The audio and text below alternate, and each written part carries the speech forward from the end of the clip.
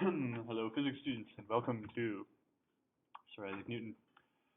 Newton's laws are very important to the history of the development of science.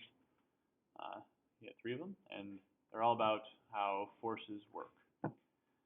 So to start with, we need to uh, decide what force is.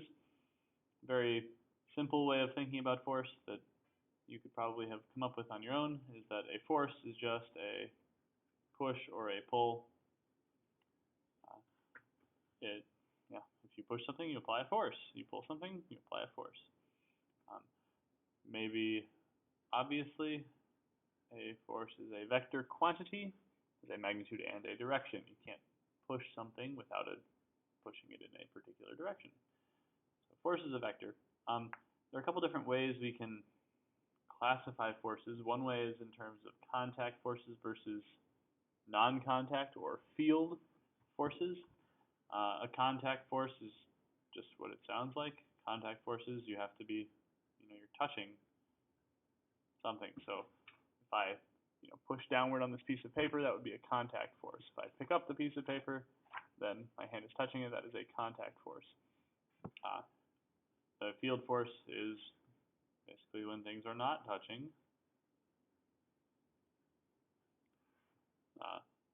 So, there is a gravitational force that the Earth exerts on you, whether or not you are touching the Earth. That is a field force. There's a gravitational field that then exerts a force on you. Now, when you really come right down to it, touching, you never actually touch anything. There are small spaces between atoms and molecules and whatnot. So really, at a fundamental level, everything is a field force.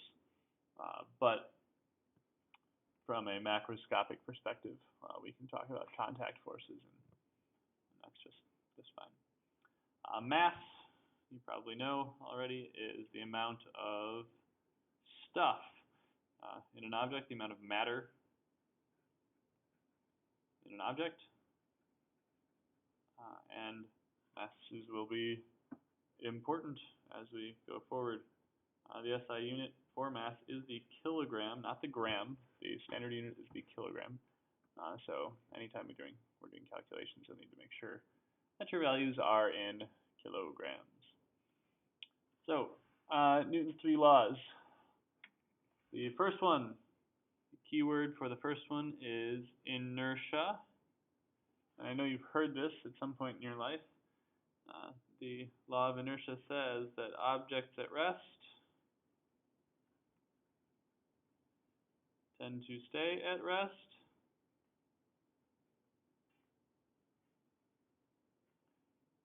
And objects in motion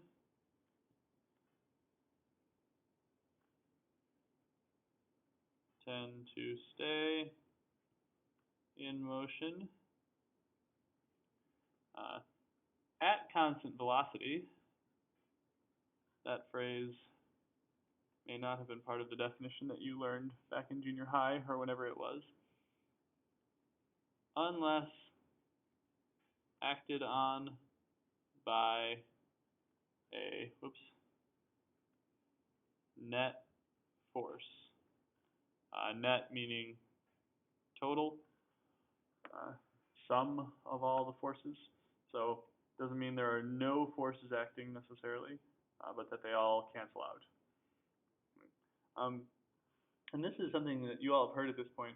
Maybe you've never taken time to think that how amazing it is that Newton came up with this law, because our everyday experience tells us that objects naturally come to rest.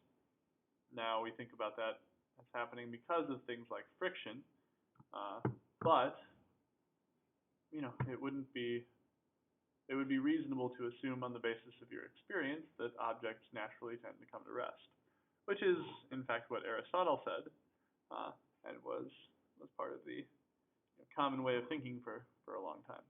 So this law is pretty revolutionary.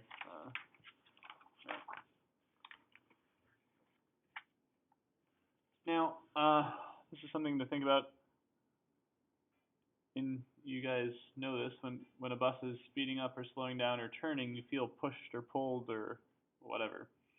If the bus turns to the left, you feel like you're being pushed toward the right side of the wall. And then my question is, what is really happening? Well, what's really happening, and actually, as a side note, anytime we ask one of these questions in the middle of a video lecture, it's a good idea for you to pause the video and think and come up with what you think is the answer, and then you can play and check against what I say. That's going to be a good way to go through any video lecture you ever watch, but particularly for this course.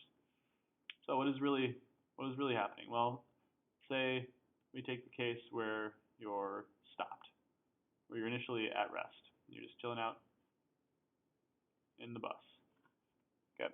Then the bus starts moving,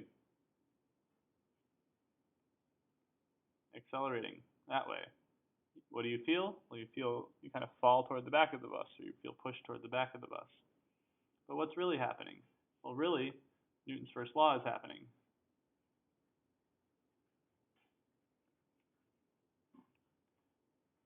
You tend to stay at rest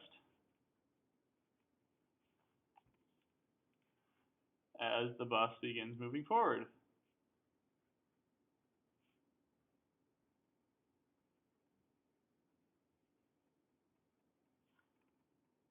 And therefore, relative to the bus,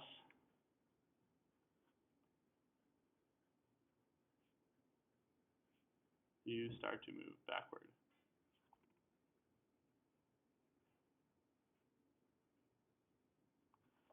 And it's kind of the same deal. If you're moving and the bus stops, you feel like you're being pushed forward, but what's really happening is that you tend to maintain that constant velocity while the bus is coming to a stop, so you feel like you're going forward relative to the bus.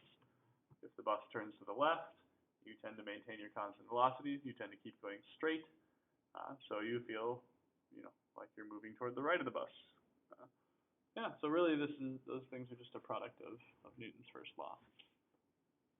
And just a reminder, I said this is zero net force, doesn't mean there are no forces acting. So for example, if I think about a book sitting on a table, I got my table, my book sitting here.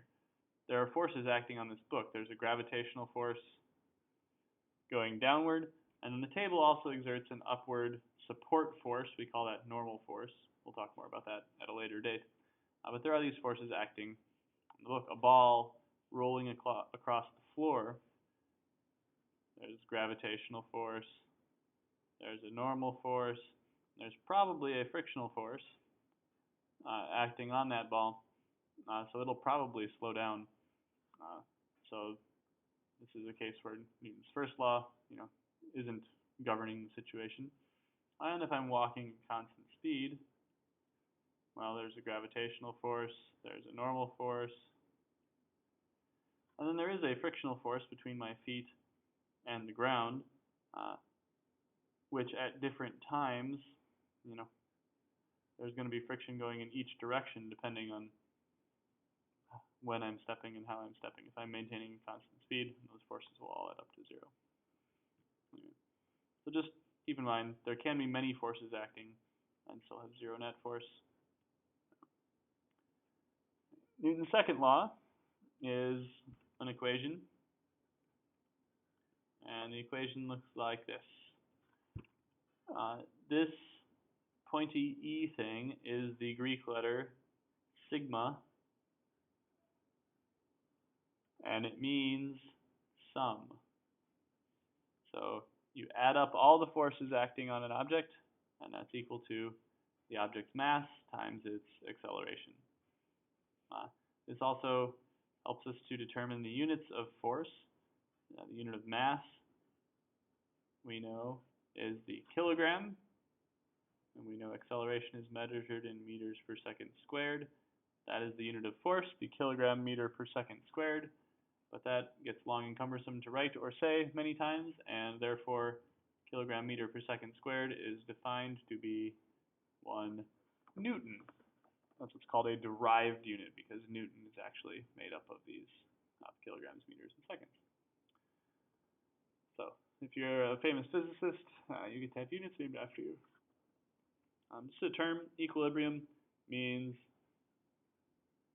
net force is 0. That term shows up sometimes in problems. It says something is in equilibrium. It means the net force is 0. Remember, the net force being 0 does not mean the object is at rest. Net force being 0 means acceleration is 0, which means the object has constant, a non-changing velocity, which means it could be at rest or it could be moving at constant velocity. So just a couple of simple, quick examples here. Person with mass 72 kilograms accelerates 2.5 meters per second eastward. What is the net force acting on the person? Well, we know net force equals ma. In this case, that's 72 times 2.5. And then we can punch that into our calculator to get to the net force is about 180 newtons. And since force is a vector, I should include that is eastward. So another example, ball is pushed with a net force of 5.8 newtons upward, accelerates upward at 1.3 meters per second squared. What is its mass? Well, net force equals ma. We know the net force is 5.8. Mass times 1.3. So then we divide 5.8 divided by 1.3. We get the mass is about 4.5 kilograms. Mass is a scalar, so we don't include a direction. In a game of tug of war, a rope with mass 2.5 kilograms has a force of 310 newtons acting on it to the west, and a force of 290 newtons acting on it to the east. What is the rope's acceleration? Excuse me. Well, in this case, got a force, so net force equals ma. Well, we have two different forces acting. 310 newtons to the west. If I call west negative, that's a negative 310. 290 newtons to the east plus 290 equals 2.5 times acceleration. And then we can calculate minus 310 plus 290. Oops, we're down to 1 sig fig now instead of 2. So our acceleration comes out to be negative 8, which in the context of this problem means that it's 8 meters per second squared to the west. Sorry, that was off the screen as I was writing it. But you saw what I punched into my calculator. Yeah, so those are just some simple calculations using Newton's second law. They will get more complicated. We are going to do calculations with Newton's second law that involve many forces and that also involve components where you have to do vector things and break forces down into components.